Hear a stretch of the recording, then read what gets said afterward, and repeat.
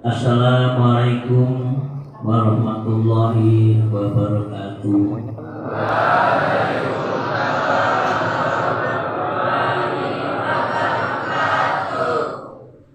Alhamdulillah, alhamdulillahilladzi amarna bi ittihadi sunnati sayyidil awwalina wal akhirin habibina wa syafiina wa maulana Muhammadin wa alihi wa sahbihi ajmain. Asyhadu an la ilaha illallah wa asyhadu anna Muhammadar Rasulullah. Allahumma sholli wa sallim wa barik ala sayyidina Muhammad wa ala alihi wa sahbihi ajmain. Yang saya hormati Bapak Yani sebagai Kepala SMA Negeri 1 Muara Padang. Yang saya hormati para pendidik dan tenaga kependidikan SMA Negeri 1 Muara Padang, dan kepada anak-anak didik SMA Negeri 1 Muara Padang yang saya banggakan. Alhamdulillah, puji dan syukur marilah senantiasa kita panjatkan kehadirat Allah Subhanahu wa Ta'ala atas segala nikmat dan karunia-Nya. Kita masih diberi kesempatan untuk merasakan segala nikmat yang ada ini, sehingga kita dapat bertemu, bermuajah bersama di dalam majelis yang mulia ini tanpa ada halangan apapun, dan mudah-mudahan semua membawa barokah bagi kita semuanya. Amin ya rabbal alamin. Sholawat beserta salam semoga tetap dilimpahkan kepada junjungan kita Nabi Agung Muhammad sallallahu alaihi wasallam. Begitu juga kepada keluarganya, para sahabatnya, dan seluruh kaum muslimin wal muslimat sebagai penganut agamanya. Mudah-mudahan kita senantiasa nanti mendapat syafaat di sisinya. Amin ya rabbal alamin. Bapak kepala sekolah, Bapak Ibu guru yang saya hormati, dan peserta didik semuanya yang berbahagia. Saya mengajak kepada kita semuanya, marilah kita berusaha untuk menjadi orang yang bisa berdakwah, bukan hanya bisa berceramah. Nah, mungkin ini saya agak intelek sedikit karena ya jamaahnya kan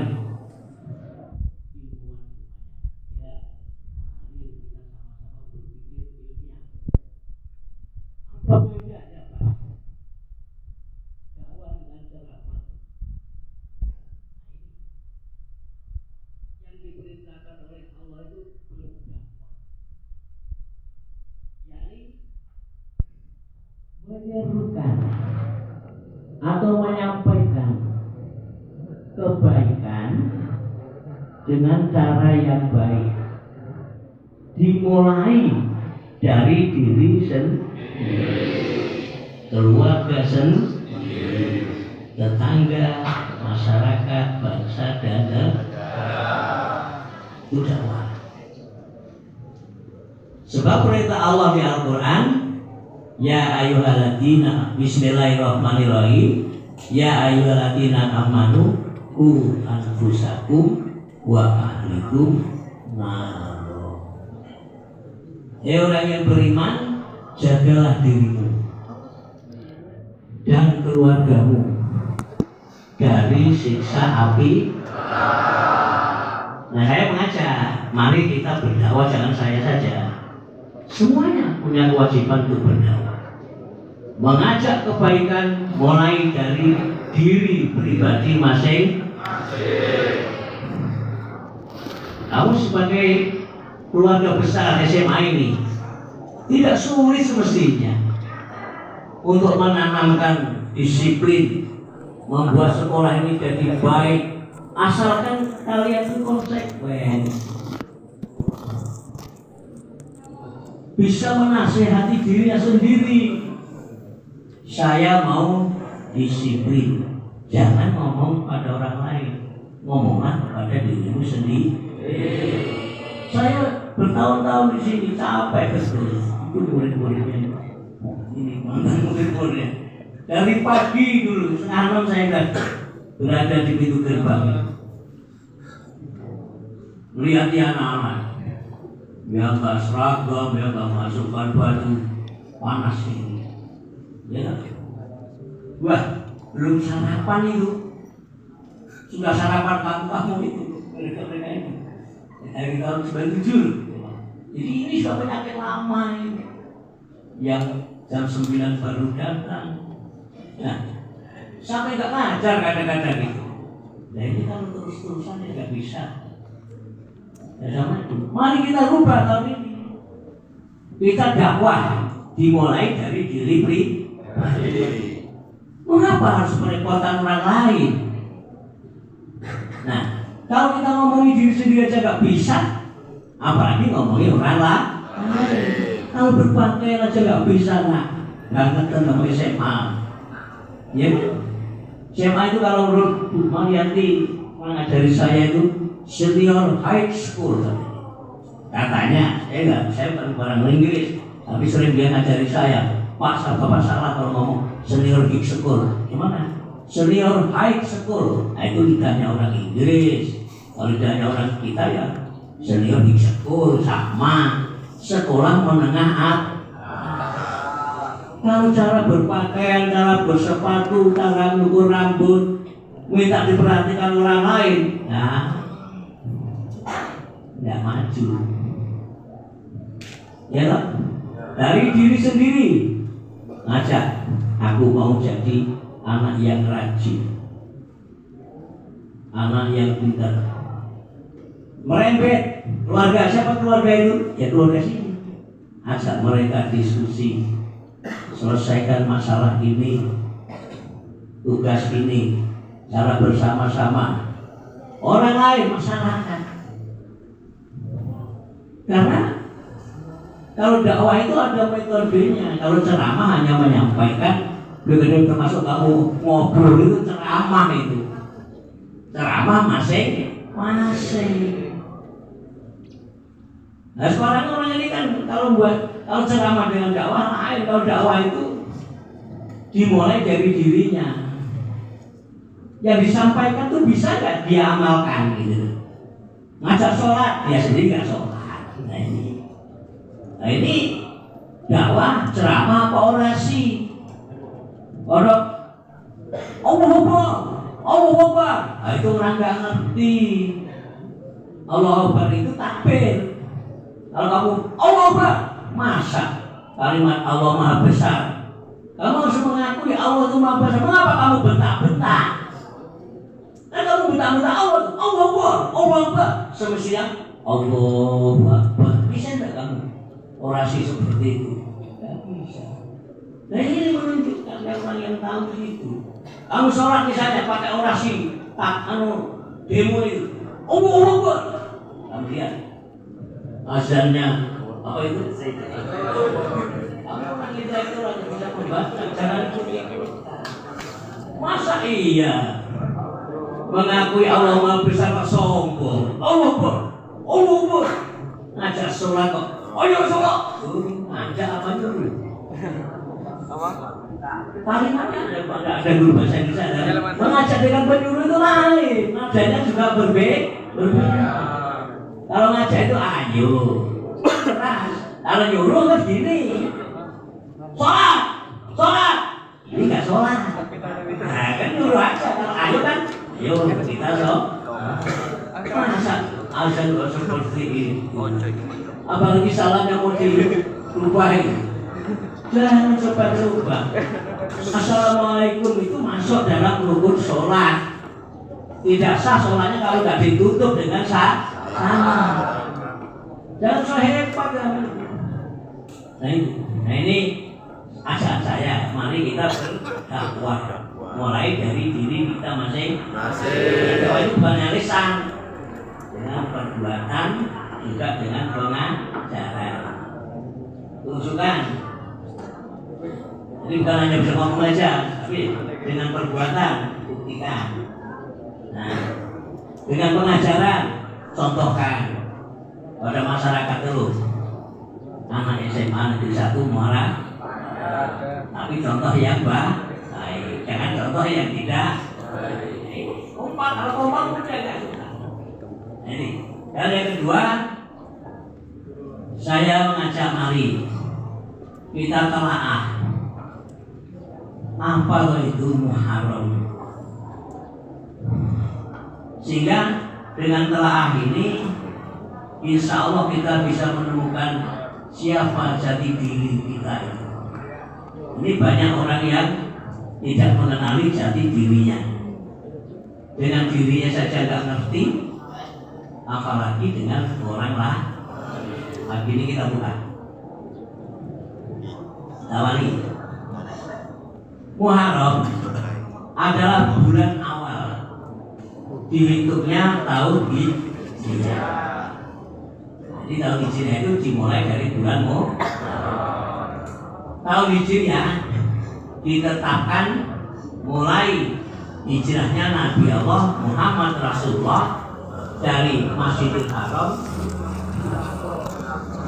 Mekah menuju Madinah.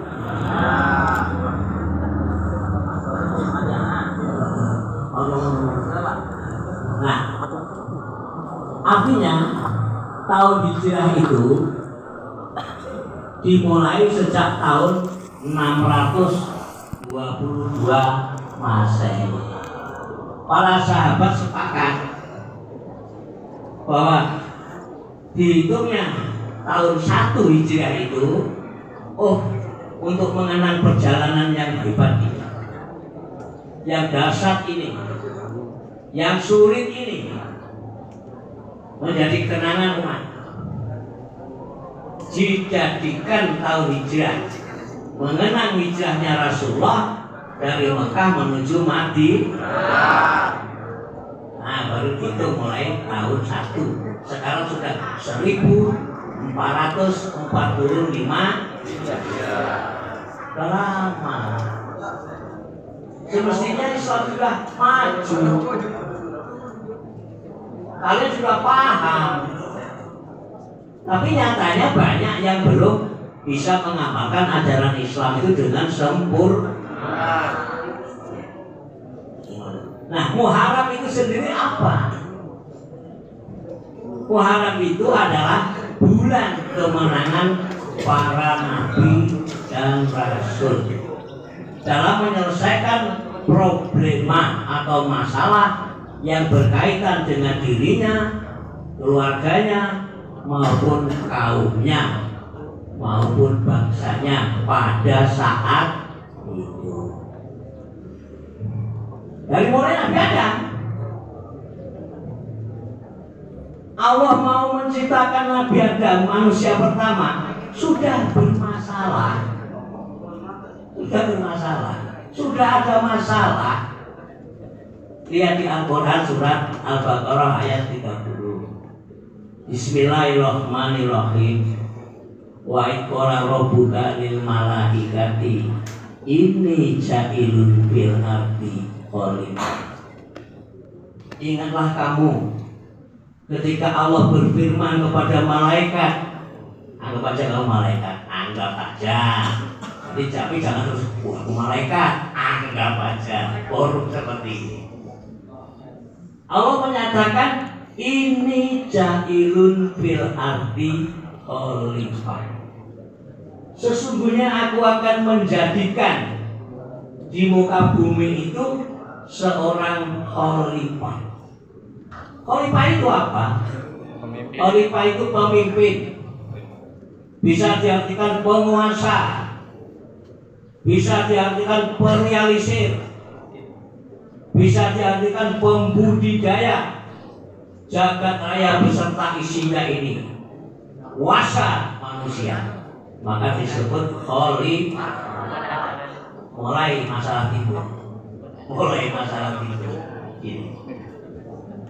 Jadi sampai kita apa toh masalah itu dan bagaimana penyelesaian masalah, berapa jam Pak kira-kira? Sebelum Jumat. Kalau saya santai saja kan. Anak-anak sanggup berapa jam? Sampai sore. Kalau lama saya terangkan lama, kalau sebentar saya terangkan sebentar.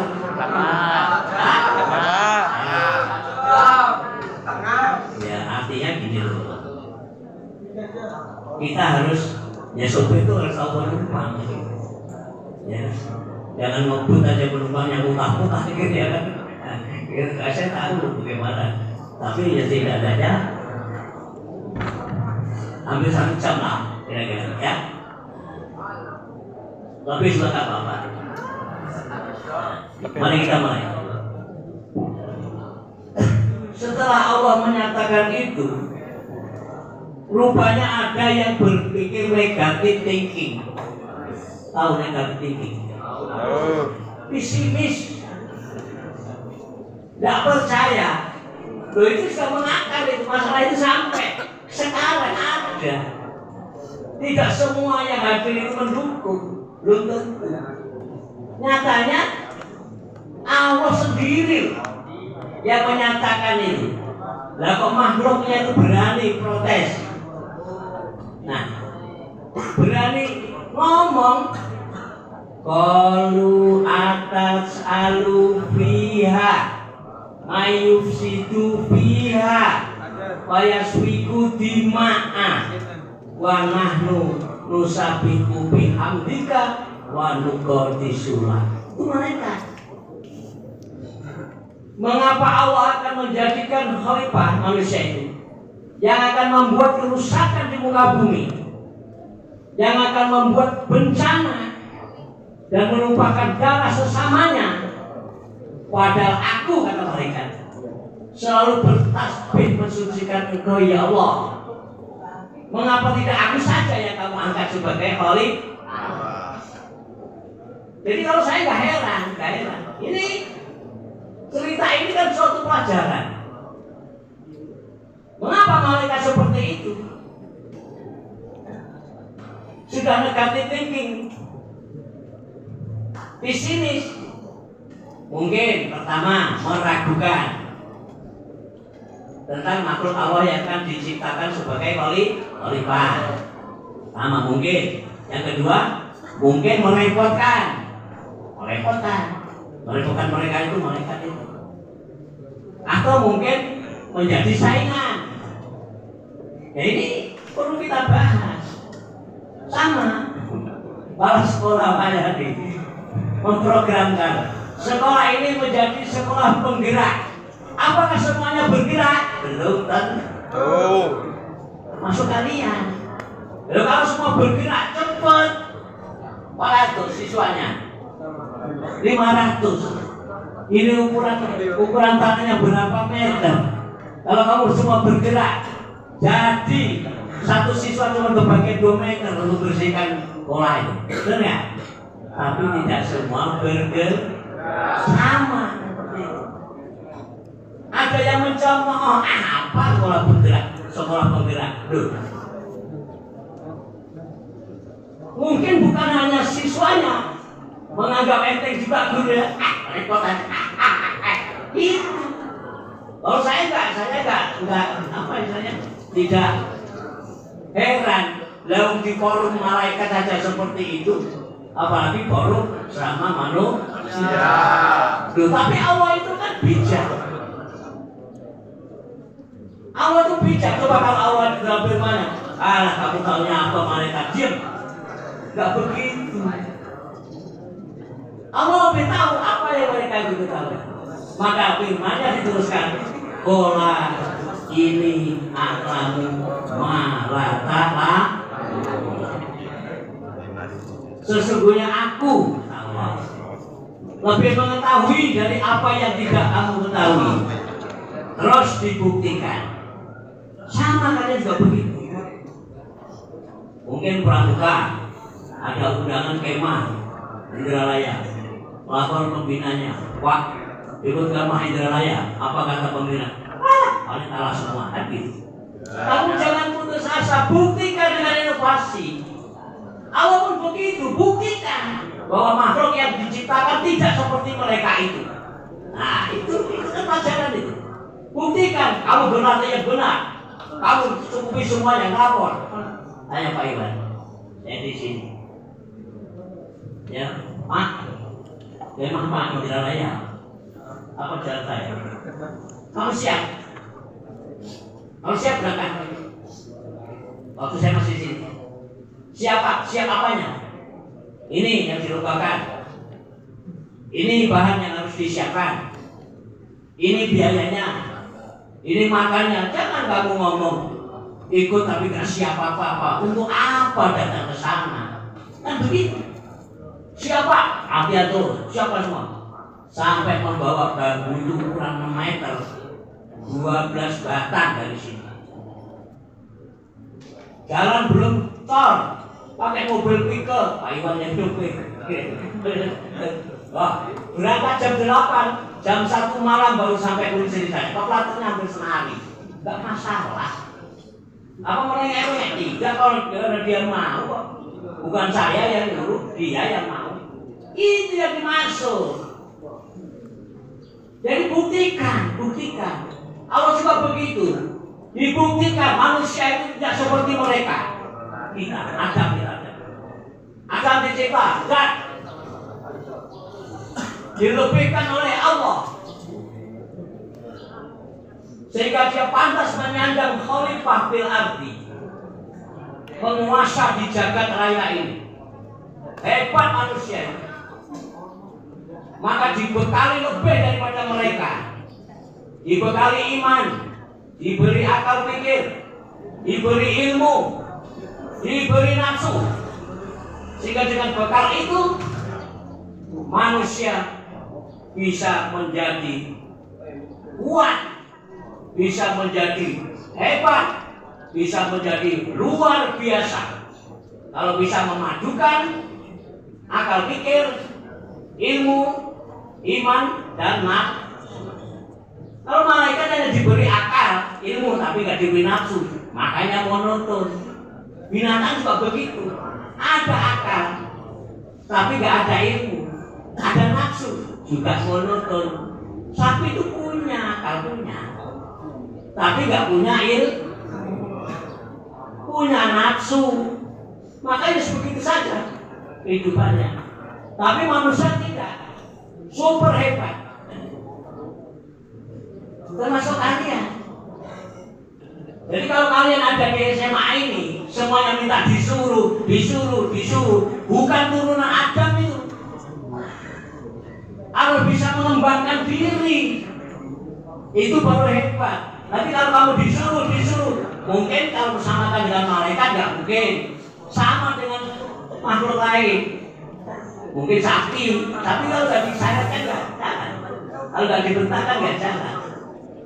Oleh karena nanti biasakan, saya khalifah, saya pemimpin, masa belajar aja disuruh? Nah, itu akal pikir itu akan berkembang kalau ada ilmu. Akal pikir ada ilmu, nggak ada nafsu, nggak semangat. Ada akal, ada ilmu, ada nafsu, tidak ada iman, berantakan. Jadi empat-empatnya itu harus diseimbangkan. Nah ini penyakit dari manusia. Ini, jadi boleh katakan Belum diciptakan saja Adam sudah ada masa. Selesai masalah itu, selesai. Panggil malaikat. Adam dikasih tahu nama-nama benda yang ada di jagat ini, termasuk rahasia apa dan kegunaan apa, sehingga turunannya hebat. Apapun dipegang manusia berubah. Kalau dipegang makhluk yang lain belum tentu. Malaikat aja nggak bisa. Kita kenal raja hutan, harimau, ya toh? Tapi yang menghabiskan hutan siapa? Pernah harimau bawa senso terbang hutan? Mereka punya ini. Manusia habis. Kayu pegang jadi meja. Bahkan sapi dipegang. Dagingnya jadi rendah, tulangnya jadi pindah, kulitnya jadi rendah. Bayangkan hebatnya manusia. Ini kamu harus mengakui bahwa itu hebat. Tapi mengapa kamu nggak hebat? Nah ini nanti ketemu sebabnya apa. Nah kita bicara hebatnya. Semuanya dipegang manusia berubah. Ini coba bahannya apa? Kita nggak ngerti.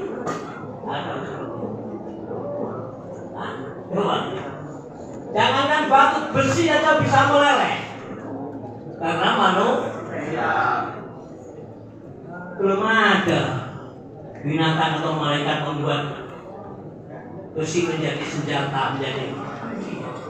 Itulah kalau makhluk Allah selain manusia, burung saja terbang dengan sayapnya. Tapi kalau manusia terbang dengan pikiran dan ilmunya, kalah burungnya. Ciptakan pesawat terbang dari Palembang Jakarta 40 menit. Burung mana 40 menit sampai Palembang, main trek dan Palembang ke Jakarta. Ya, pikirkan itu hebatnya manusia.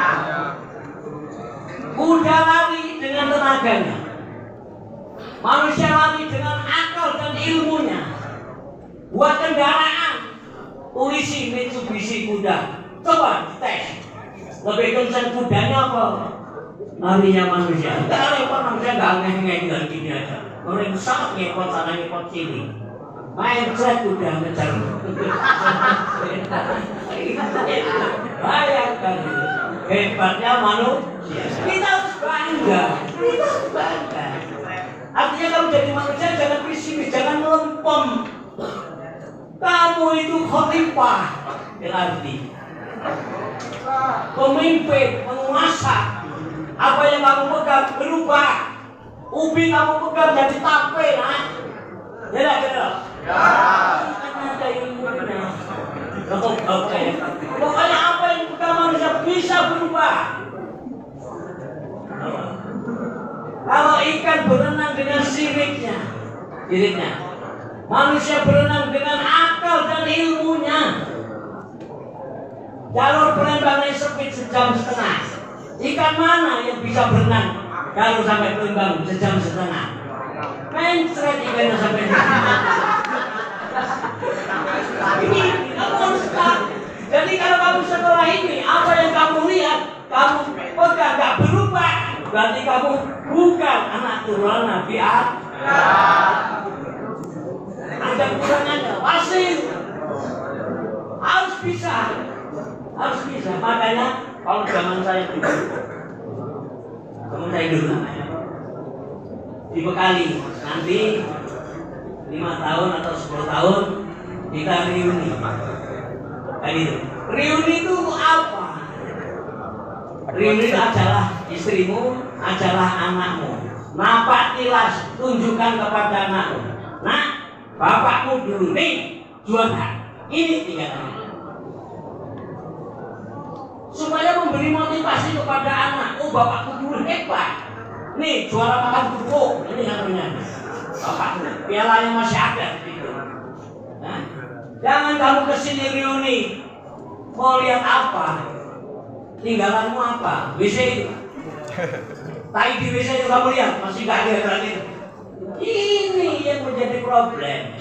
Artinya kamu harus bisa meninggalkan prestasi, bisa meninggalkan prasasti, bukti. bahwa kamu pernah ada di sini, ini kualitasmu. Kalau semuanya semua pemikiran seperti itu, maaf, nggak maju, nggak mungkin temanya. Mustahil nggak maju. 500 jadi juara semua. Dari seluruh olahraga, seluruh kegiatan juara semua. Hebat. Bukan satu orang, tapi kan 500 jadi juara semua. Ada yang jadi juara lari, ada juara voli, ada juara. Woi, aku rasa kantor itu penuh dengan trofi. Nah ini yang perlu ditahankan. Karena begitu, adab itu seperti itu. Sehingga diundang. Ini suruh dibuktikan malaikat. Ini loh makhlukku yang mau saya jadikan khalifah. Ayo kita uji. Adam, belajarkan apa yang sudah saya sampaikan. Nanti kita uji di depan mereka. Panggil malaikat, termasuk iblis. Iblis dulu golongan malaikat. Tinggal di surga dulu. Nah, soal dipanggil, ditanya, coba malaikat, tunjukkan ini nama benda-benda yang ada di jagat ini. Kalau kamu memang orang yang benar, tak satu pun mereka yang tahu. Ini apa? Ini apa? Sampai sekarang bisa dibuktikan. Kalau mengaku anak Adam, dia tahu apa-apa yang ada di jagat raya ini. Bukan hanya namanya, tetapi rahasia yang ada di dalamnya dan kegunaannya. Semua dikasih tahu oleh Allah kepada makhluk anak cucu Adam. Coba kamu tahu, kamu ke kebun yang biasa makan buah itu kan cacing. Cacing apa tuh? Tupai. Tanya tupai. Tupai, ini buah apa? Sangat tinggi tanya. Padahal dia makan itu. Tapi kalau tanya manusia, ini apa? Yang panjang. Ini gandul. Bahasa Inggrisnya kates. Kan potong, tes netes ditanya. Orang Inggris itu nggak ngerti. Kok kates? Ya kates kan itu. Ya orang Belanda dulu kan ditipu, dibohongi. Dia ngomong pokoknya nggak bisa pokoknya. Gitu. Nggak ada yang keliru. Coba nanti kamu bawa semua ke kebun, tunjukkan dengan kawan sama-sama kamu. Ini kalau di tempat kamu apa nih? Kelapa. Ada yang enggak. Mau saya kates, goblok namanya. Iya enggak? Goblok kalau mengatakan kelapa itu kates. Nah ini seluruh apa yang tumbuh di jagat ini, anak Adam tahu namanya dan tahu penggunaannya dan tahu rahasia yang ada di dalamnya. Kalau makhluk yang lain tidak ngerti. Sapi, tukang main rumput, tanya sapi, ini rumput apa sapi? Gak ngerti, diam aja. Tapi kalau tanya anak cucunya Adam, ini apa nih? Alang-alang, ini putihan, ini pahitan. Gak ada rumputnya, gak ada namanya. Pernah kamu ketemu ini belum ada namanya rumputnya. Sudah ada. Kan aneh. Siapa yang ngasih tahu? Allah. Melalui nenek kakekmu yang namanya Adam alaihissalam. Binatang yang ada di dunia ini, baik yang melata di atas maupun di dalam air, tahu namanya. Tidak akan keliru. Ini ular, ini belut, ini cacing. Jangan sampai ngomong, ada ular mana? Cacing, goblok. Ini cacing. Sampai ke kuman saja yang nggak kelihatan tahu nama. Ini virus, nggak kelihatan. Kok tahu namanya? Itu virus. Siapa yang tahu? Anak cucu kehebatan ini yang perlu digali melalui ilmu pengetahuan dan teknologi. Kamu sekolah dong segitu. Kan? Kamu belajar biologi misalnya, belajar anatomi. Ya, saya kemarin ke rumah sakit yang dicek, lihat jantungnya, lihat darahnya. Saya tanya, gimana dok? Kamu ini darahnya agak kental, maka jantungnya agak sulit memompanya. Nah, kelihatan di situ. Tahu. Jantung bapak itu ada gangguan. Nah, yang ngumpul dengan yang isep nggak sama, nggak kompak, kata dokternya itu. Saya tanya, melalui alat ini bisa nggak dok melihat nyawa saya ada di mana? Nggak ketemu. Dokternya nggak bisa jawab. Gimana Pak? Nyawa saya itu ada di mana? Coba dilihat. Ada di kepala, di kaki, nggak ketemu. Oh berarti tidak semua ilmu diberikan manusia. Itulah kata Allah. Kuberikan ilmu kepadamu hanya sedikit. Yang banyak itu ilmu Allah Subhanahu wa Ta'ala. Yang gaib, itu nggak bisa dipelajari, nggak bisa diteliti dengan ilmu pengetahuan. Dengan ilmu dan fikih nggak bisa. Hanya bisa diketahui dengan zikir, iman, hati, nyawa misalnya. Merasa punya nyawa, punya. Tapi kita nggak pernah ketemu, nggak bisa melihat. Tapi merasa. Nah inilah bentuk yang dikatakan gaib. Nah selesai semuanya. Ternyata malaikat nggak ada yang ngerti, termasuk makhluk-makhluk Allah yang di alam malakut sana, nggak ada satupun yang tahu tentang apa yang ditunjuk oleh Allah itu. Adam, tunjukkan kepada mereka apa nama-nama benda yang ada di jagat ini. Tahu semuanya. Yang bulat panas, matahari. Yang bulat tapi nggak panas, bulan. Yang bulat tapi hitam, bumi. Yang panjang tapi bau, pete. Anak ada. Tahu, pokoknya semua nama-nama benda di jagat raya ini tahu semua sampai sana. Hebat. Coba, bayangkan itu kamu harus bersyukur. Untung saya dicipta oleh Allah jadi manusia. Coba kalau kemarin tercipta dari kambing, alangkah sengsaranya. Itu pada lebaran haji dipotong, dijadikan sate oleh manusia. Dan kita jadi manusia, mengapa nggak bangga? Ada manusia itu nggak bangga dengan dirinya. Siapa itu? Manusia yang putus asa. Putus asa, resah, selalu nggak menerima. Untuk apa aku diciptakan di dunia ini? Goblok. Untuk apa? Ya tak kira. Ini kamu sebagai orang terpelajar jangan punya pemikiran seperti itu. Kadang malah kamu marah-marah dengan makmu. Kalau kau begini apa dulu kamu? Aku kau lahirkan mak. Oh, kau gak dilahirkan beku di perut mamamu. Jadi onde-onde kan. Terima kasih. Bersyukur. Itu Allah nyatakan. Laqad khalaqnal insana fi ahsani. Sesungguhnya diciptakan manusia dalam keadaan sebaik-baik, baik secara jasmani maupun rohani. Jasmani kita terbaik dibandingkan makhluk Allah yang lain. Jangan kamu merasa hina.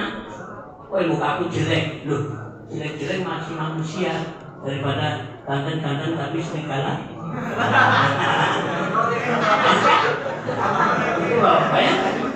Kan lebih baik jelek-jelek tapi malu daripada ganteng-ganteng tapi kadang manusia itu salah kaprah. Saya pernah itu datang dengan kawan pamer, dia punya peternakan dulu apa itu yang mulai batu di belakang rumah sakit Bunda itu. Rumahnya itu dibuat gua gitu. Woi Pak, kamu lihat burung saya. Bagusnya bukan main, winternya bukan main, hebatnya bukan main. Kalau Bapak mau, ambillah. Berapa? 30 saja, 30 juta. Nah, di Sunda juga nggak enak. Ya. Enak bila yang potong nggak bersepikuk. Katanya hebat dulunya. Bagus mana? buruk kamu dengan yang punya buruk. Jangan kamu bangga kepada makhluk yang lain. Kalau manusia itu, wah hebat di rumahku, punya ayam, ganteng sekali. Ganteng mana ayammu dengan kamu? Syukuri, jelek-jelek masih manusia. Daripada ganteng tapi buaya. Ini Allah sendiri nyatakan seperti itu. Secara jasmani terbaik, rohani pun terbaik. Lihat. Nah, kepala diletakkan di atas. Kalau sapi, kepala sejajar dengan tubuhnya kan gini. Gak ada kepala sapi juga begini. Loh ini kan apa isinya ini? Sesuatu yang sangat berharga. Ini menjadi hina apabila ditunjuk saja hina.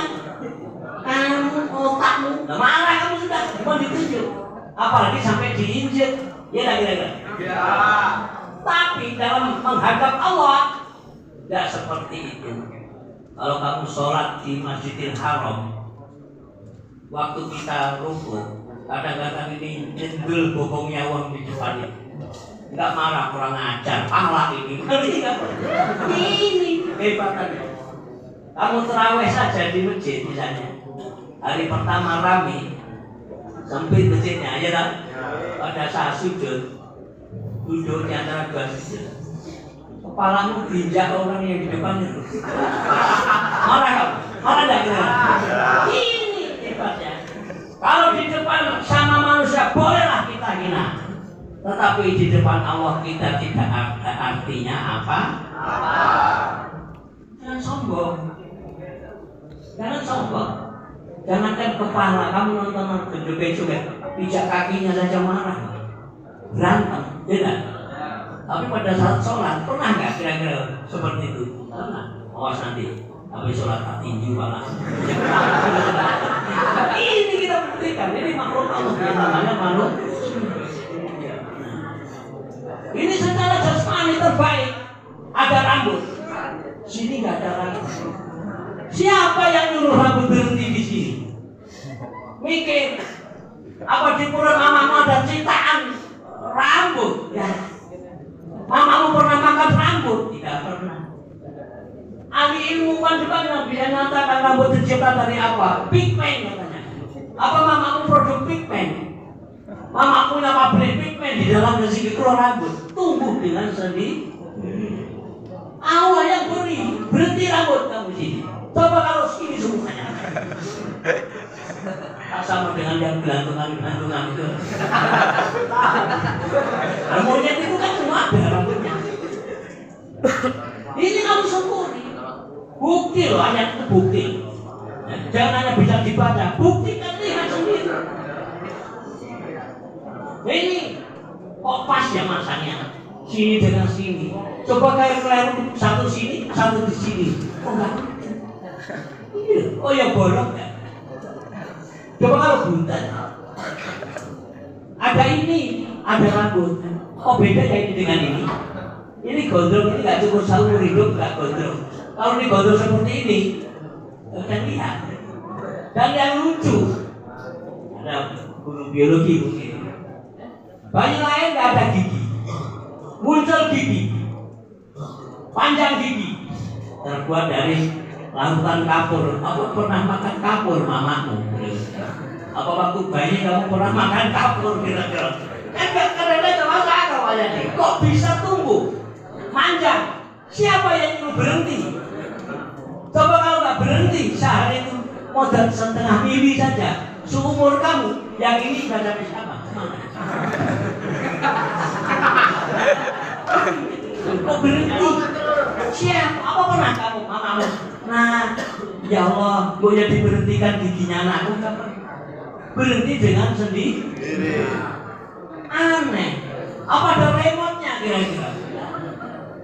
Ya, kalau kesini masih yang naik. Kalau itu motor, inilah kuasa Allah Subhanahu wa Ta'ala. Benar ayat itu. Jangan kamu hanya bisa membaca tapi nggak bisa mempelajari. Ilmu pengetahuan hanya bisa membedah, mempelajari. Oh ini kurnia mata, tapi nggak bisa membuat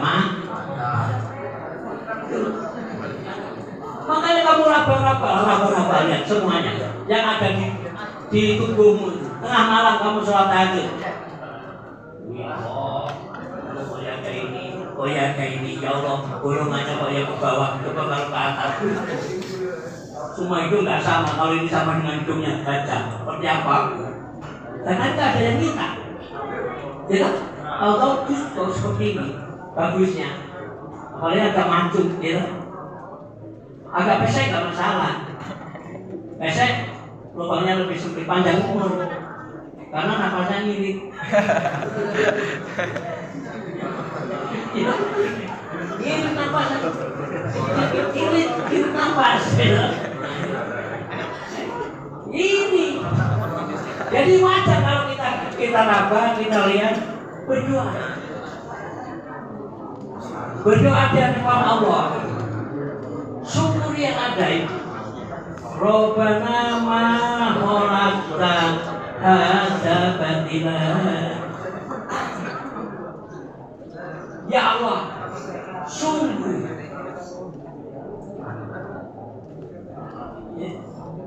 sungguh apa yang kamu ciptakan, apa yang kamu berikan, semuanya tidak ada yang sia-sia. Semuanya ada gunanya, semua ada manfaatnya. Subhana pakina ada. Dan jagalah ya Allah semua ini dari siksa api neraka. Apa yang diciptakan oleh Allah akan berguna, tidak sia-sia kalau tahu rahasianya. Dipecah dengan ilmu pengetahuan dan teknologi. Kalau tidak ada kemampuan ilmu dan teknologi, walaupun ada gunanya, ya kamu melongo saja. Malah katakan, ya Allah mengapa ciptakan nyamuk, merugikan manusia. Itu orang yang nggak punya ilmu. Kalau orang yang punya ilmu, alhamdulillah, mudah-mudahan ada nyamuk yang bisa membunuh manusia. Aku buat obatnya, kuhargakan mahal, kaya gara-gara nyamuk itu. Ya. Oh gara-gara virus apa kemarin? Corona. Yang buat gombal turun-turunnya jadi kaya, ya kan? Karena punya ilmu. Tapi kalau kita nggak punya ilmu, susah, resah, semua menyalahkan Allah. Nah, maunya itu ada di depan muka, nggak mau berusaha. Coba. Allah ciptakan rumput yang subur, mengeluh petani. Ya, waduh sawahku alang-alang semua, nangis paling-paling. Baru ditebas kemarin, tumbuh lagi. Orang yang punya ilmu pengetahuan berpikir bagaimana membuat obat rumput itu. Kalau bisa disemprot sekarang, seminggu mati, seminggu tumbuh lagi. Kan begitu pikirannya, supaya obat itu laku. Banyak orang kaya gara-gara rumput alangan. Ini kamu sekolah untuk itu. Belajar kimia. Wah bingung pasti. Rumus ini. Supaya tuh kamu tahu.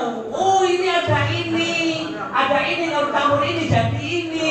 Nah kan begitu. Sudah lulus dikembangkan. Jadi pengusaha. Minimal misalnya. Kalau fermentasi. Beras ketan campur ragi, diaduk-aduk, dipendem jadi tapina. Oh, buktikan, benar. Jadi tapi, kalau begitu, saya nanti tamat SMA mau jadi pengusaha tapi yang terkenal sedunia. Ya. Ini artinya ilmu pengetahuan akan menggerakkan pikiran. Pikiran akan sempurna geraknya apabila didorong dengan nafsu. Jadi kalau sekolah kamu nggak punya nafsu, nggak punya semangat, kan kelihatan. Saya sering kalau masuk kelas, pertama saya lihat wajah anak-anak. Saya ngomong, saya tahu kamu yang pinter-pinter ini dan kamu yang goblok-goblok ini. Saya ngerti itu. Tegang semuanya. Apa? Saya tunjukkan. Orang yang pinter, anak yang pinter itu dilihat dari wajahnya selalu berseri-seri. Kalau anak yang goblok wajahnya muram. Baru masuk. Kan ingat. Anak yang pintar tidak akan mati-mati, tetapi anak yang goblok mudah mati. Bahkan sehari bisa 3 kali mati. Baru mau masuk sekolah, mati yang nggak kerjakan PR matematika, mati enggak? Iya di sekolah dulu pelajaran takut kalau di tapi yang pintar PR sudah Pak, nih maju depan ya Pak. Mengapa? Karena wajah ini cermin dari hati. Lihat orang susah jangan lihat jempolnya, lihat wajah. Orang senang lihat wajahnya, jangan lihat perutnya. Oh dia itu sedih apa? Jempolnya orang belum tentu dia ketawa-ketawa. Itu udah kelihatan. Tapi kalau saya masuk kelas, ini yang pintar. Pasti wajahnya berseri-seri karena permasalahan itu bisa diselesaikan. Kalau nggak selesai hatinya pasti dok ketakutan. Akhirnya ya pernah itu terjadi ya dulu. Guru matematika itu Pak Dedi Gumelar.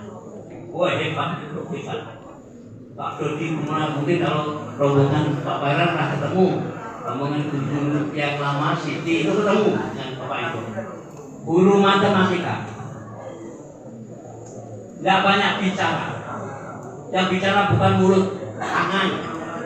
Wah, saya sendiri kadang-kadang menasihati susah. Hari ini nggak kerjakan PR, ditambah besok 2 kali lipat. Kalau PR-nya 2, besok harus 4. Besok nggak datang, besok jadi 8. Ada anak pagi-pagi pelajaran matematika, nangis di kelas. Saya lupa namanya. Nah, manggil saya Pak Dodi. Kali nanam, ada yang sakit, ya, saya bawa ke KS. Saya tanya sakit apa? Nangis, perut, kepala nggak mau nangis terus. Nah, saya suruh ngantar pulang. Boleh kawannya, udah kalau gitu ngantar pulang aja. Karena yang lupa nangis nggak ada di sini. Ya tanya nanti pun enggak, kepala nggak nangis tapi merau-merau nangis ya, ngantar pulang. Jembatan 5 sana. Gue ngantar ke sana bukan naik motor, mana ada jalan kaki, jalan pulang. Di jalan cerita apa namanya belum kerjakan soal matematika. Takut dengan tidak. Anaknya kok saya tunggu lama sekali nggak sampai ke sekolah. Wih lama sekali kamu. Sakit apa katanya Pak? Dia nggak kerjakan PR. Saya omongin Pak Dodi, kamu ditipu, nangis karena nggak kerjakan PR. Woi tambah itu 3 kali lipat. Kelihatan orangnya nggak pintar tuh kelihatan ada masalah pasti. Apresiasinya melalui mukanya. Kalau kamu anak yang pintar, anak yang sukses pasti berseri. Karena tidak ada masalah yang nggak bisa diselesaikan. Benar kan saya sampaikan, jangan kamu itu menjadi orang yang terbiasa ditanya guru tidak bisa. Nggak ada istilah tidak bisa. Yang ada belum bisa. Kalau tidak bisa berarti nggak bisa, sudah nggak bisa. Kalau belum bisa, kalau biasa nanti menjadi bisa. Dan ilmu itu kuncinya untuk membedah kesulitan yang kita alami. Nah ini, jadi setelah itu diuji, ternyata makhluk Allah yang namanya Adam alaihissalam lebih daripada makhluk-makhluk Allah yang sudah ada pada saat. Kemudian disuruhkan, kalau begitu malaikat sujud kamu pada Adam ini, semua sujud kecuali iblis. Iblis dulu dipercaya untuk mengatur alam raya itu. Karena sombong dia mengatakan, ya Allah aku suruh sujud pada Adam, Adam dibuat dari tanah, aku dibuat dari api.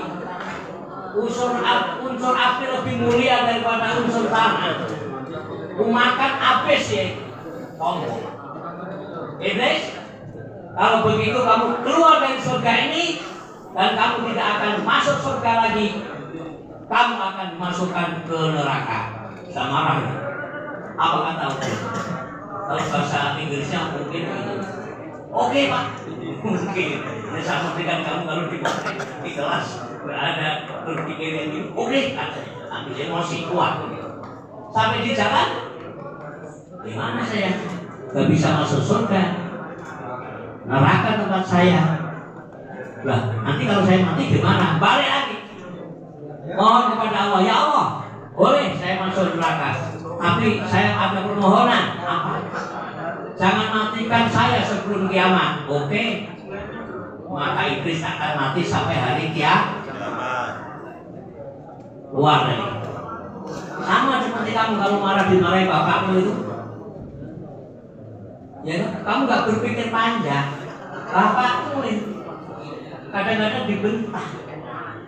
Ini pengaruh iblis ini. Kamu itu kok berani dengan bapakmu? Kalau nggak ada bapakmu, apa ada kamu? Kamu lihat di TV, bapak kandung dibunuh, mak kandung dimutilasi. Itu iblis. Kamu harus berpikir, orang tuamu itu adalah wakil Tuhanmu yang melahirkan kamu. Bukan Allah menciptakan kamu segelintir melalui perantara mama bapakmu itu. Berpikir kok alhamdulillah dulu kok bapakku gak ketemu mama. Coba kalau dulu bapakku gak ketemu mama, apa ada? Kalau mungkin bapakku ketemu mama aku mungkin aku sipit, gitu. Untung ketemu mama jadi aku alhamdulillah. Begitu sampai di jalan lagi, ya Allah, aku nanti mati masuk neraka, siapa kawanku? Balik lagi. Ya Allah, aku ada permohonan. Apa? Izinkan aku untuk menggoda Adam beserta cucunya. Sambil keluar protot. Wa bima aqwaitani la aqudana lahum siratal mustaqim. Iblis ngancam. Gara-gara kamu Adam, kamu dan anak cucumu akan kugelincirkan dari jalan Tuhanmu yang lurus. Itu pernyataan Jadi kalau kamu emosi, pegang gajah. Kalau seorang sedang emosi, berubah semuanya. Matanya berubah, suaranya berubah, gantungnya deg-degan. Nggak ada orang marah. Aku ini marah berngantuk. Ada nggak kira-kira? Walaupun perempuan, kelihatan cewekmu itu lemah lembut, kalau lembut, lagi ngapo lagi lembut suaranya, lembut senyumnya, merdu suaranya, ya kan? Tapi kalau sudah marah,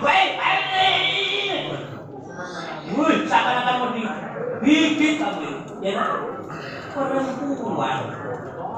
Saya pun demikian, saya istighfar. Perempuan seperti itu kelihatannya lembut, tapi kalau sedang emosi, sedang marah, jangan coba. Mengapa? Karena di situ, kalau kita emosi, setan merasuk pada kita, merubah fisik kita, merubah bentuk kita, yang biasanya angkat air seember gak kuat, bayi sekurang bisa digulingkan pada makan. Ya tidak kira. Nasi sebakul dihabiskan. Dia kesini makan membakar belok udah marah, habisin.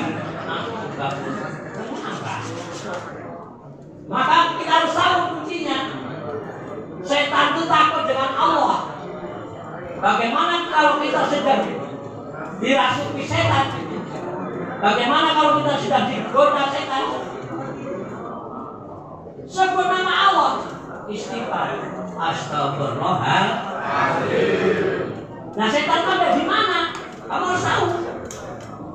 Allah menunjukkan setan ada di mana. Bukan di kuburan, bukan di bawah pohon, bukan di WC. Ya kan? Baca Al-Quran. alati waswisufi sudu minal jinati yang berbisik-bisik dalam perut, termasuk golongan jin dan golongan manusia. Coba misalnya kamu sendiri, nggak ada orang, kamu mau berbuat maksiat, anggap aja mau maling misalnya. Ngapa kamu tanya? Ada orang nggak ya? Ada orang nggak ya? Tanya siapa kamu? Kamu nggak bawa kawan. Setan yang berbisik dalam itu golongan jin. Istighfar, astagfirullahaladzim. Golongan manusia yang ngajak ngobrol, hati-hati. Al-Quran loh. Kalau kamu nggak percaya, nggak beriman dengan Al-Quran, gimana? Apa mau merubah ayat itu? Alladzi waswisu fi sudur minal jinnati. Biasanya orang yang mau mengajak maksiat ngomongnya berbisik-bisik.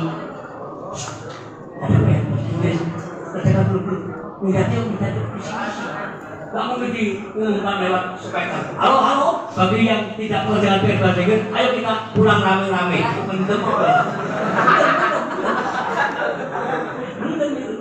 Setiap berbisik-bisik, manusia berbisik-bisik. Itu rahasia apa yang disampaikan? Setan itu sebenarnya berbisik. Istighfar. Jangan kamu diajak berbuat yang nggak benar dengan kawan bisik-bisik. Astagfirullahaladzim. Masih lagi. Astagfirullahaladzim. Masih lagi. Terima. Astagfirullahaladzim. Lagi dia. Kenapa? Setan itu takut dengan Allah. Takut dengan kalam Allah. Takut dengan Al-Quran. Termasuk setan unggul maupun setan yang gondrong. Ya kalau nggak percaya, nanti panitia nggak ikut. Pembacaan kalam ilahi yang akan dibacakan oleh siswa yang ternakal di Muara Padang ini lari terus. Kenapa saya suruh baca Quran tadi? Makanya kamu jangan jadi setan. Ciri-cirinya jangan takut dengan bacaan Al-Quran. Ciri kerjanya. Kok mau yang kita anak Adam? Ya, anak cucu Adam yang diberi kuasa untuk menjadi pengusaha saja kami, kok mau jadi setan? Nah, akhirnya udah 11 belum. Santai aja. Kalau mau makan minum itu. Ya karena saya jumpa hari ini. Gak mungkin besok saya mau ngajar kan gitu. Kalau besok saya ngajar masih bisa bertemu di kelas. Gitu. Apa selesai di situ masalahnya? Tidak. Ini Adam, kamu ada di surga. Hiduplah kamu di sini. Tapi Anda merokok. Ya Allah, ini makhluk ini tidak sekelas dengan saya. Tidak bisa diajak komunikasi dengan saya. Untuk apa surga ini kamu berikan kepada saya? Saya nggak akan bisa menikmati dengan seenak ini kalau tidak ada kawannya. Mohon kepadamu ya Allah, ciptakan kawanku untuk hidup ini. Maka diciptakanlah Siti Hawa. Selesai masalah. Muncul lagi masalah lagi. Ya. Muncul. Tadi pengen ciptakan pasangan. Siti Hawa dianggapnya dengan adanya pasangan menjadi enak hidup di surga. Oh, tidak seperti itu. Rupanya iblis yang sudah mengancam tadi mulai ini ya, datangi. Adam. Udah, Allah makan. Adam, kamu dengan istrimu makan minumlah kamu yang apa yang ada di surga ini. Tapi jangan kamu dekati pohon itu. Nah ini kata saya ini. Itu kan dengar. Ini. Nggak dikasih tahu oleh Allah kalau kamu dekat itu apa nanti nggak kasih tahu. Cuman disampaikan makan minumlah kamu di surga ini. Tapi jangan sekali-sekali kau dekati pohon itu. Adam kan nggak tahu. kenapa nggak boleh dekat pohon itu? Tapi iblis tahu kalau dekat pohon itu nanti begini. Digodalah Adam, tahu nggak kamu? Nggak boleh dekat pohon itu. Kalau kamu makan pohon itu, kamu nanti akan jadi malaikat. Apa iya? Iya, kalau kamu makan itu nanti kamu jadi malaikat karena itu makanannya malaikat. Iya. Jadi kamu kalau suruh nggak boleh makan itu supaya kamu nggak jadi malaikat. Nah, kalau kamu makan itu jadi malaikat, makanlah. Tetap ada teguh belinya. Tapi istrinya ngeyel. Itulah istri menjadi saksi dan bukti sehebat apa laki-laki bisa jatuh karena istri.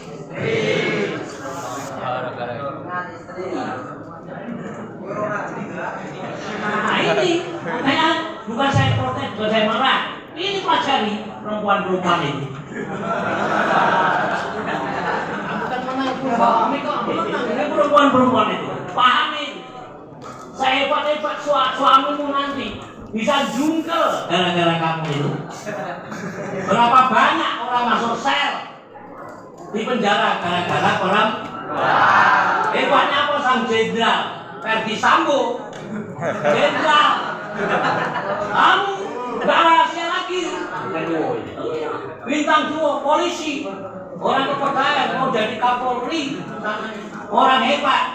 Dilapori istrinya, Joshua melecehkan aku, tembak, mati. Saking sombongnya, gara-gara istri. Belum tentu. Maka bisa terjadi istri mendorong untuk sukses, ada ke surga, bisa juga menyeret ke neraka. Makanya laki-laki kamu ini, yang laki-laki, kamu laki-laki pemimpin, kamu pemimpin, perempuan juga kamu harus pilih pemimpin yang seperti apa yang akan saya pilih. Minimal kamu memimpin keluar, tunjukkan gigimu, bukan promas. Kemampuanmu itu sebagai laki-laki, memimpin dirimu sendiri agak pecos, apalagi mimpin istrimu dan anakmu nanti. Astagfirullahaladzim. Aku tahu sekarang jadi laki-laki yang cerdas. Kamu juga perempuan-perempuan, jangan kamu cari cowok yang ganteng saja. Apa kenyang makan ilurnya? Ganteng saya cowok-cowok itu ilur, enak ilurnya. Ya saya sampai. Ya kalau misalnya kamu milih cowok anaknya orang kaya, kenapa nggak kawin dengan bapaknya saja? Ini apa? Kamu pilih. Sebenarnya saya kalau saya dengan Pak Yani jelas ganteng Pak Yani. Postur saya nggak begitu tinggi. Saya hitam orangnya seperti ini orangnya. Ya. Saya nggak pernah dimarahi istri saya. Nggak pernah istri saya berani marah. Nggak pernah. Mengapa? Karena memimpin keluarga itu bukan dengan kekuatan. Ingat yang perempuan-perempuan. Kalau kamu mencari suami yang kuat, carilah petinju saja. Nanti ada masalah tinju. Nah, mas beratnya habis, mulutnya. Itu kekuatan. Tapi pimpinlah itu dengan kemampuan. Lain, kelihatannya kurus Pak Jokowi. Ya. Ada yang mengatakan Pak Jokowi promo. Tapi mampu. Buktinya bisa bangun pos. Ya kan? Bandar dan sebagainya. Buktinya bisa jadi presiden. Jadi saya minta kepada laki-laki, tunjukkan kemampuan kamu. Manusia akan mempunyai nilai tambah kalau punya bekal ilmu, pengetahuan dan teknologi. Kalau tidak, dia perlu ngaku. Ini besar badannya, besar badannya. Belum tentu dia menang dengan yang ini, belum tentu. Kalau suruh berantem, ya kalah ini. Tapi karena dengan ilmunya, dengan kecerdasannya, masa dia datang bertembak, dok, mati dia. Untuk apa capek-capek bodoh? Tembak dong. apa? Dia jadi polisi misalnya. Nah ini, jadi jangan anggap remeh maksud saya. Ini, jadi ilmu pengetahuan dan teknologi sangat besar peranannya bagi kesuksesan hidup manusia. Baru ada belum masalahnya penyelesaian. Cepatkan, cepatkan ya. Cepatkan. Artinya diputar lebih cepat lagi. Apa sebenarnya itu? Ada masalah. Setelah awal nangis ya.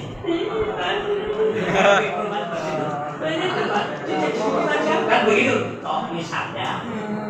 Ya kalau gagal mendekati laki-lakinya, dekati orang. Saya jadi bupati misalnya. Aku minta proyek dengan saya, nggak berani. Dekati istri saya. Baik-baik istri saya. Nanti istri saya bertanya dengan saya, Mas, siapa itu? Kenapa? Baik-baik dengan boleh dikasih proyek? Ya, kan begitu. Sehebatnya laki-laki itu masih kalah dengan perempuan. Karena senjatanya perempuan itu dua. Satu nangis, yang satu senyum. Ada masalah, nggak cepat selesaikan masalah, nangis dulu. Itu aja, nangis. Dan kalahnya laki-laki itu dengan senjata perempuan dengan senyum. Saya polisi, mau nilang gitu. Ya, nggak jadi. Tapi laki-laki tidak seperti perempuan. Laki-laki itu senjatanya cuma satu. Pengen ditunjukkan. Laki-laki itu kalau nggak punya senjata satu itu bukan laki-laki.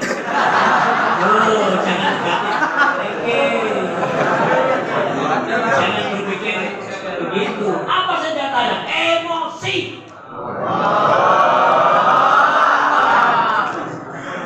Kalau laki-laki tidak punya emosional yang tinggi, jangan jadi laki. Pakai rok saja kamu. Maksudnya gini, ada masalah apa? Jadi misalnya, sekolah ini, wah gini aja gampang, selesai. Lomba lari, lari, rusak, menang. Datang ke sawah, bongkar, bapak selesai. Emosi. Dan motor gak ada dia, dupak motornya. Emosi, tapi tidak terkendali. Tapi ada terjadi itu. Anaknya nangis sampai emosi, gebuk sekalian. Emosi yang gak terkendali. Jadi yang perempuan-perempuan itu anak perempuan, cari laki-laki calon suami itu. Jangan yang ganteng, tapi yang mampu.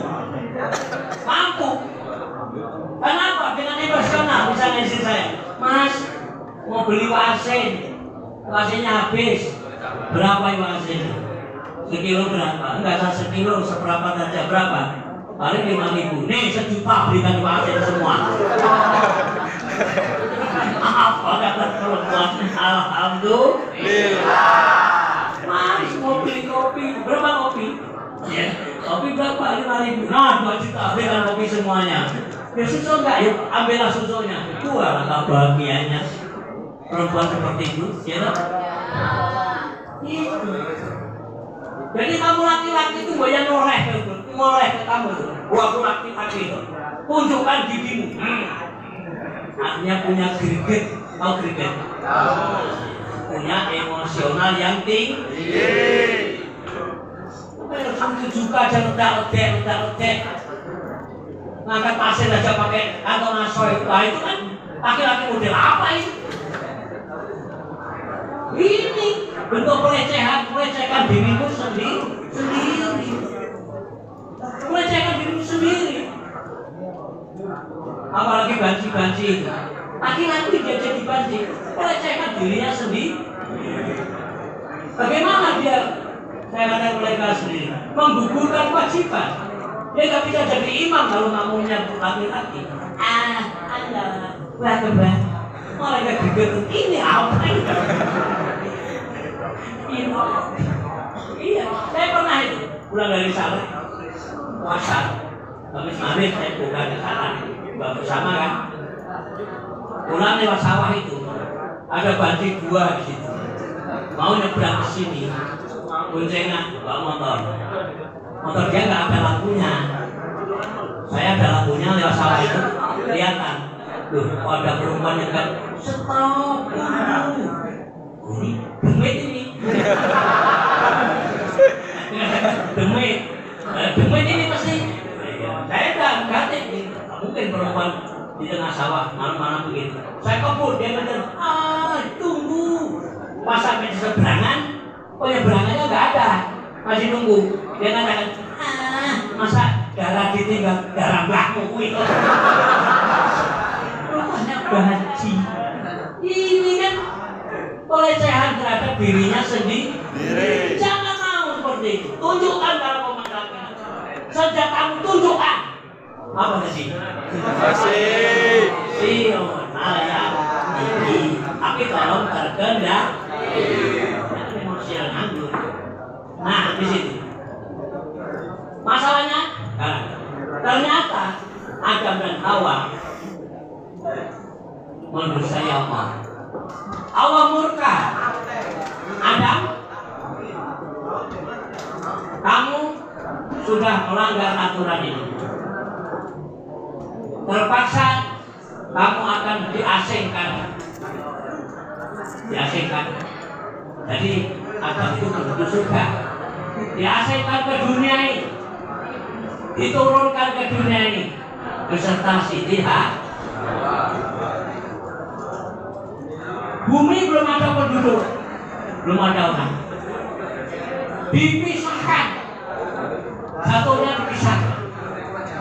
Kalau menurut cerita, ya, Adam itu turun di Mekah. Dia bawa batu sebagai tanda prasasti. Aku turun di bumi ini di sini. Nanti aku dipanggil oleh Allah dan aku kembali pun melalui ini. Dan aku menghadap pun di sini. Itu Ka'bah, Baitullah di Mekah.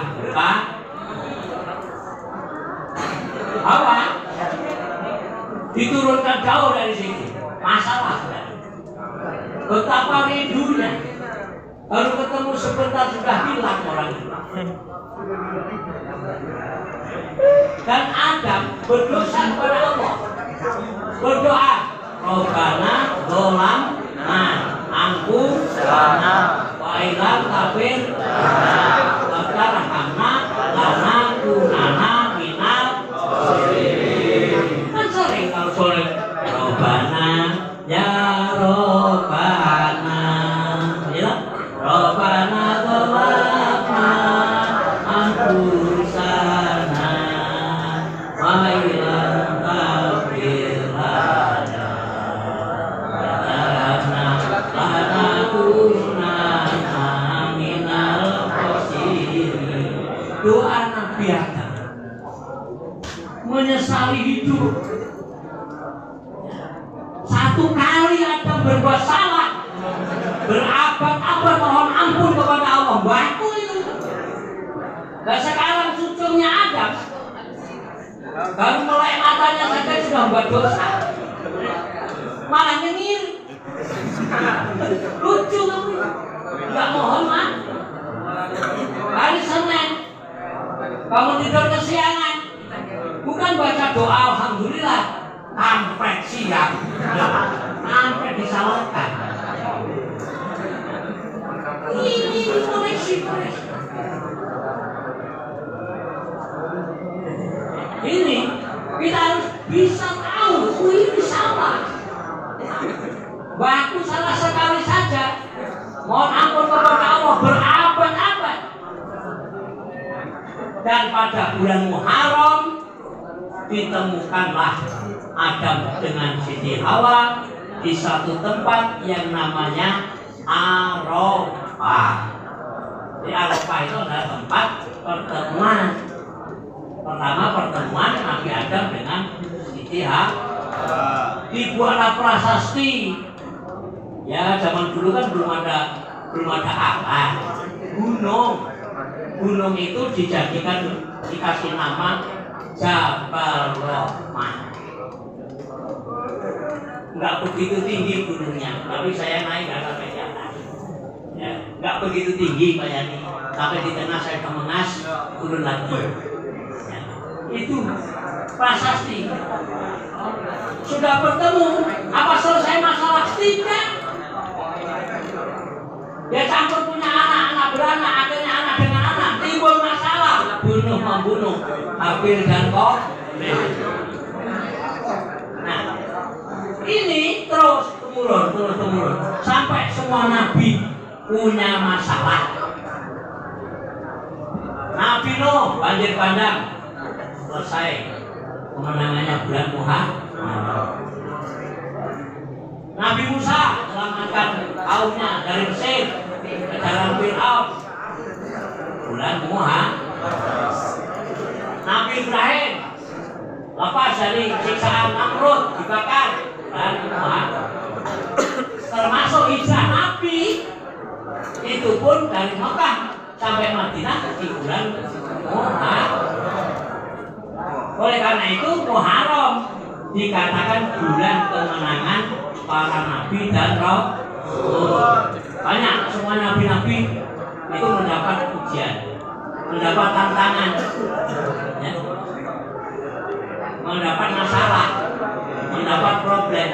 Nah, apa yang dapat kita disimpulkan?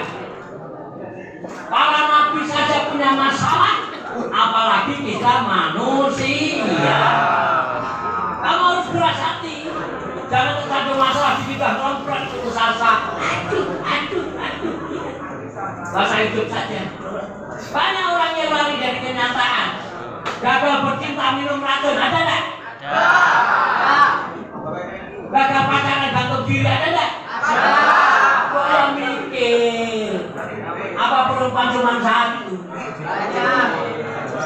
Yang perempuan juga begitu. Dia nanti cowoknya mati bunuh diri, mikir. Kalau saya putus cinta, alhamdulillah. Belum jadi, Allah sayang kepada saya, sudah ditunjukkan kejelekannya. Itu untung belum jadi. Kalau saya alhamdulillah, nggak senang dengan saya, juga nggak apa-apa. Ya kan? Yakin? Lo nggak percaya? Kamu datang ke rumah saya minta jimat. Kalau pengen dikejar-kejar perempuan aja mudah. Saya kasih tahu sekarang. Mau nggak kira-kira? Masukkan ini ke mulut. Kasih mudah, tempelkan ke perempuan, pasti kamu dikejar-kejar. Kalau kamu dikejar-kejar ceweknya gampang. Dia udah ya. Katanya pengen dikejar-kejar cewek. Artinya kita harus pikir seperti itu. Nah sekarang masalah itu apa? Tanya masalah itu dibawa kemana saja jadi. Tanya Bu Krista guru ekonomi. Masalah ekonomi itu apa? Masalah itu sendiri apa? Ada yang punya masalah? Ada yang nggak punya masalah? Setiap manusia hidup di dunia ini semua punya masalah, kecuali 4 golongan. Siapa yang milih golongan 1? Tunjuk tangan. Saya ingin tahu berapa semuanya. Siapa yang milih golongan 2? Siapa yang milih golongan 3? Siapa yang milih golongan 4? Nanti saya tunjukkan di akhir acara ini. Ya, jadi saya senang. Nih, kamu harus tekan. Tadi milih golongan 1, golongan 2, golongan 3, golongan 4. Masalah itu adalah kesenjangan antara harapan dengan kenyataan, antara pikiran dengan perang. Maunya tuh nempel terus, tapi kok akhirnya begini masalah. Pikirannya pulang ke sekolah sampai di rumah nanti makan, ada nasi dan lauk. Begitu melihat itu masih nggak ada nasi, nggak ada masak. Pengennya pulang pagi, nyatanya sampai siang masak. Jadi masalah itu adalah kesenjangan antara harapan dengan kenyataan. Maunya sekolah santai-santai ngobrol-ngobrol ranking 1. Ternyata ngobrol-ngobrol ranking 1 dari bawah. Di dalam bahasa Inggrisnya masalah itu the sign on the soul. Kesenjangan antara teori dengan kenyataan. Allah memberikan jalan bagaimana menyelesaikan masalah itu. Kalau itu kesenjangan, harusnya menyelesaikan masalah itu dengan bijak, yakni mengimbangi antara pikiran dengan perasaan. Makanya Allah ciptakan ini pikir, yang di sini zikir. Kamu mau menyelesaikan masalah ini, kamu gana bantai pikiran kamu. Kamu perasaan itu sholat kan kotor nanti.